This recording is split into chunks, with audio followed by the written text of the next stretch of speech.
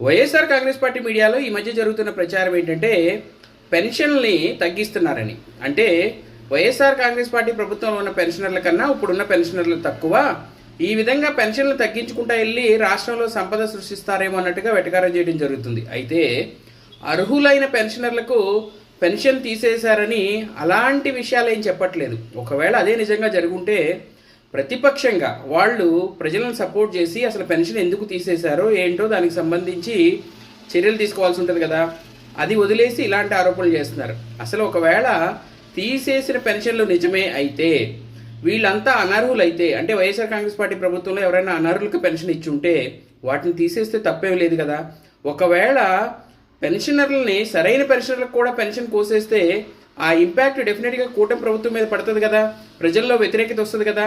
అయితే వివరాలు చెప్పకుండా ఇలా ఆరోపణలు చేసి ఏం చేయాలనుకుంటున్నట్టు